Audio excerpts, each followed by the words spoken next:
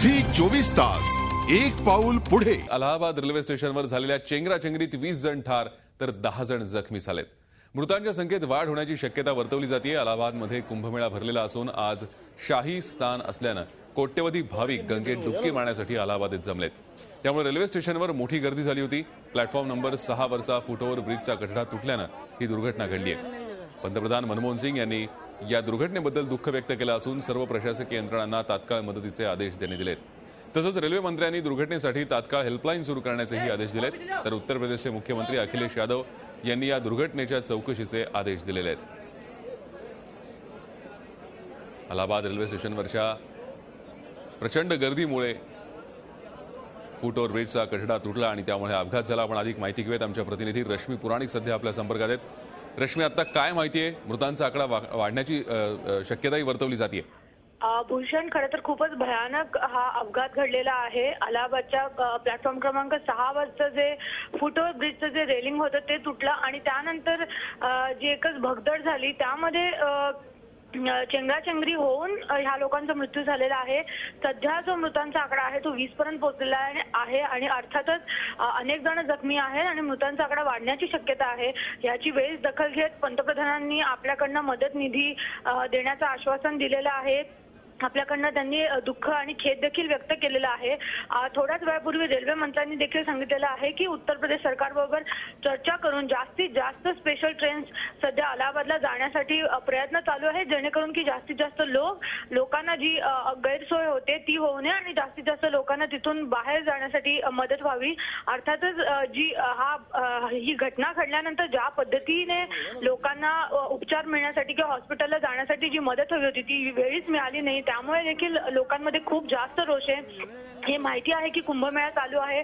मौनी अमावस्या हा आजचा एक महत्त्वाचा दिवस होता, जेव्हा 3 कोटीहून अधिक लोक एका ठिकाणी जमले होते आणि आज संध्याकाळी ही घटना घडली आणि त्यानंतर अतिशय मोठ्या प्रमाणावर तिथे गोंधळ माजला होता, कुठेतरी लाठीचार्ज झाला असेही जे तिथे लोक होते त्यांनी आरोप केलेला आहे। त्यामुळे नक्कीच अतिशय दुर्घटना घडलेली आहे कुंभमेळ्यासाठी आलेला आणि अनेकांना आपले प्राण गमवावे लागले आहेत। भूषण, नक्कीच रश्मी, आणखीन काही लोकांच्या किंवा अजून काही जखमी असतील त्यांच्यावर उपचार सुरू आहेत। मृतांचा आकडा वाढण्याची शक्यता वर्तवली जाते।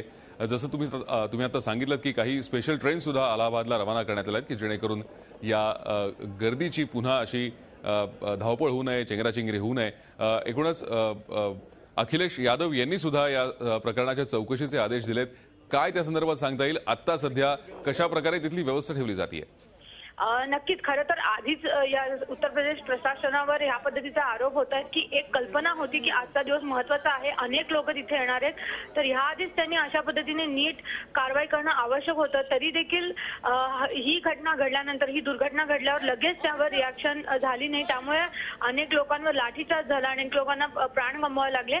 तरी ह्या घटनेनंतर मात्र जास्तीत जास्त लोकांना उपचार लवकर मिळावे यासाठी सध्या प्रयत्न चालू आहेत। त्याचप्रमाणे आता जी लोक तिथे अडकले आहेत, गर्दी वाढते, त्यामुळे जास्तीत जास्त लोकांना तिथून बाहेर जाण्यासाठी रेल्वे सुविधा मिळावी यासाठीचे प्रयत्न चालू आहेत। आणि जसं आपण सांगितलं की अखिलेश सरकारने आता चौकशीच्या समितीचे आदेश दिलेले आहेत। अर्थात चौकशी समितीमधनं जेव्हा केव्हा अहवाल येईल, माहिती येईल ती नंतरची गोष्ट आहे, परंतु आजचा दिवस महत्त्वाचा असताना अधिक जास्त पद्धतीची तिथे सुविधा करणं आवश्यक होतं, जे केलेलं नाही। आणि नक्कीच राज्य सरकारवर आतापासूनच या संबंधात टीका होते, परंतु दिल्लीनं आपण जर म्हटलं तर पंतप्रधानांनी स्वतः रेल्वे मंत्रालयाला ह्या पद्धतीचे आदेश दिलेत की या संदर्भात जास्तीत जास्त गाड्या तिथे पोहोचतात आणि जी मदत करता लोकांना लवकरात लवकर ती करण्यात द्यावी। नक्कीच रश्मी, धन्यवाद या सविस्तर माहितीसाठी। आपण पाहतोय आज कुंभमेळ्यासाठी जमलेल्या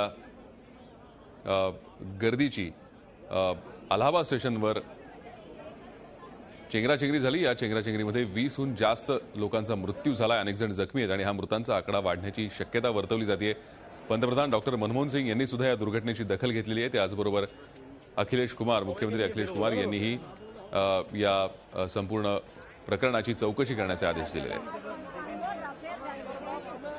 झी 24 तास एक पाऊल पुढे।